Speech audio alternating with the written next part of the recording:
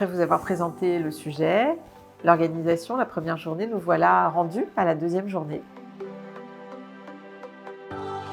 Deux thématiques vont animer cette nouvelle journée. La première autour de la clinique de la prévention. Souvent réduite à quelques conseils de bon sens, on a l'impression que la prévention est assez facile, est assez accessible. Pourtant, elle justifie une attention toute particulière parce qu'elle va avoir un impact sur toute la trajectoire développementale d'un individu. Et elle justifie beaucoup de rigueur, elle justifie beaucoup d'engagement.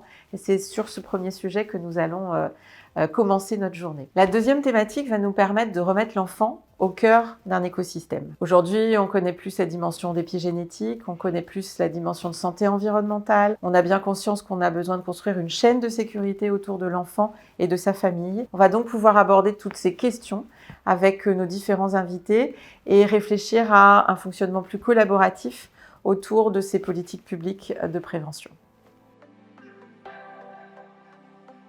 Alors ce colloque sera l'occasion pour moi de vous présenter le travail clinique mené par les instituts de la parentalité qui sont engagés dans la mise en œuvre d'une clinique de la prévention. En fait, nous appuyons sur la théorie de l'attachement, les équipes de cliniciens soutenues par notre département de recherche appliquée développent des modalités d'intervention fondées sur une démarche rigoureuse et évaluée que je vous présenterai lors de cette journée. Je serai rejointe par Jean-François Chicoine, qui est pédiatre au CHU Sainte-Justine et professeur agrégé au département de pédiatrie de l'Université de Montréal, au Québec. Il est également défenseur des enfants et des familles. Il est l'auteur de plusieurs ouvrages, essais, livres et documentaires. Il va nous aider à comprendre comment d'autres pays se sont penchés depuis de nombreuses années sur la question de la prévention et comment elle est mise en œuvre, en particulier dans le domaine du soutien à la parentalité. Sur la deuxième thématique, nous accueillerons Catherine Guéguen, qui est pédiatre, formée en autonomie en communication non violente, qui est spécialisée dans le soutien à la parentalité. Elle a exercé à l'Institut franco-britannique à Levallois-Perret,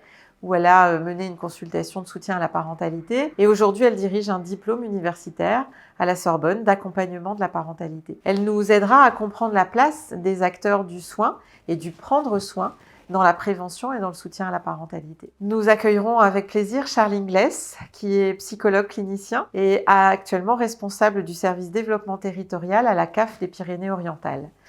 Il nous présentera les conclusions du rapport ministériel que nous avons mené ensemble, qui questionnait les compétences et les habiletés mobilisées par tous les acteurs du soutien à la parentalité.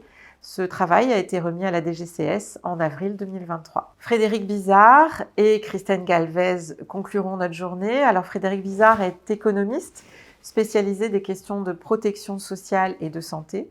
Et Christelle Galvez est directrice des soins infirmiers au Centre Léon Bérard à Lyon. Ils sont tous les deux cofondateurs de l'Institut Santé. Cet institut a vocation à conduire une réflexion autour de la transformation de notre système de santé en s'appuyant sur un travail d'intelligence collective. Ils nous partageront leur processus de pensée, les propositions qu'ils ont déjà pu voir se dessiner dans cet investissement autour de cette lecture préventive et ils vont nous inviter à un véritable virage marqué vers la prévention. Oui, comme chaque jour, de nombreuses surprises. Je peux vous citer la présence du professeur Ludovic Gicquel, chef de pôle universitaire de psychiatrie de l'enfant et de l'adolescent à Poitiers, des professionnels des équipes de PMI, des équipes de la CAF et encore plein d'autres surprises.